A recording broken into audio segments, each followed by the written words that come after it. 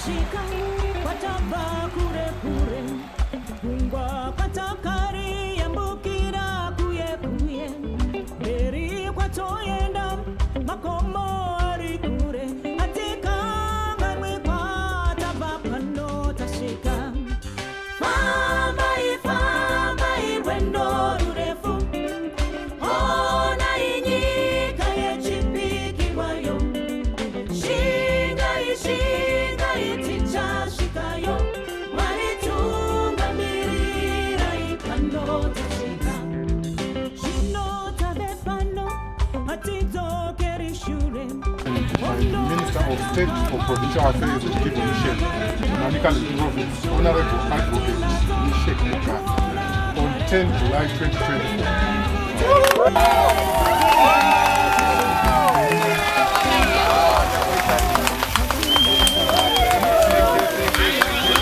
Vision 2030 yataparirwa naPresident Dr. Idi Mnangagwa tiri kuishika.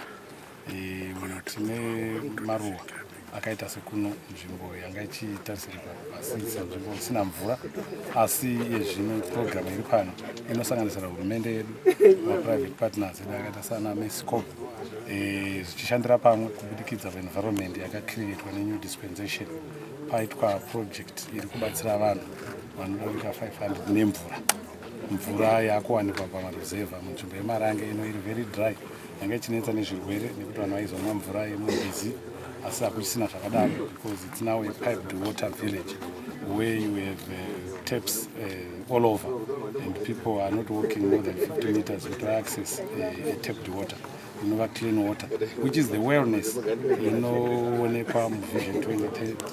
Takatarisira kuti vanhu vanenge vaine living yakanaka iri health, upenyu hweraramo yakanaka inosanganisira kuti vakuita mabusiness units using the same water, zvinotipa muono kuti tiri kusvika kurural industrialization tiri healthy environment. Thank you. All right. Ini ndiri Honorable MP Nyasha Marange Mutare West. Tiri muward 17 muno ndo mune boho iri kubatsira mafamilies akati wandei. Kutsiwa kweboho muno mamareu zvinotibatsira senharaunda nekuti kunoku hakuna mvura yakawanda, saka mvura ndio inototinetsa. Saka kana taane mvura kudai so kureva kuti vana vedu kuzvikoro vakuwana mvura, matichers akugara pazvikoro, nharaunda yedu yane mvura, mombe dzedu dzane mvura, isusu wacho itilaji kuti tirarame tiite zvinhu zvese zvatonoita imvura. Saka kana taane mvura munharaunda kudai so zvakatikoshera, ende uyezve kuti tisvike patasvika toda kutenda President wedu Baba Mnangagwa nehurumende yavo kutibatsira kuti tiwane boho kunoku. Tinoda kutenda local leadership kubatana kwatakaita kushanda pano. Isusu taiuyawo tichitenga chikafu tichibatsiridza kuti vanhu vane chikafu chekuya vachishanda kutsera matrench community.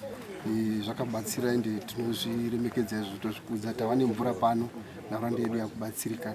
It's a milestone achieved. Totarisira kudai tikaramba tichiwana maboho zvakadai so. Asi payakaiswa apa vari kubatsirika sei? Ndikandoona anotumika ndotuma pandinoda kundibatsira. Imi mumbotakura here? Handitwari, handichatwari mabura. So in terms of coverage, I think this one is one of the projects that is actually conforming to Rural Development 8.0, because it is trying to cover all the aspects that have to do with the livelihoods of the communities that are being served by this pipeline scheme. The project was funded by the World Bank through UNICEF, and Mexico has been an implementing partner.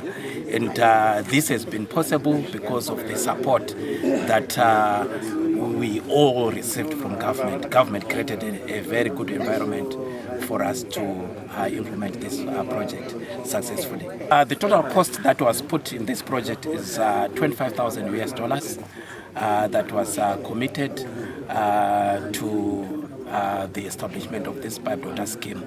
The pipe water scheme has got a capacity of 30,000 liters of water, which is serving all the institutions that I made reference to. The clinic that is yet to be opened, the business community, the primary school, the deep tank, and the nutrition garden.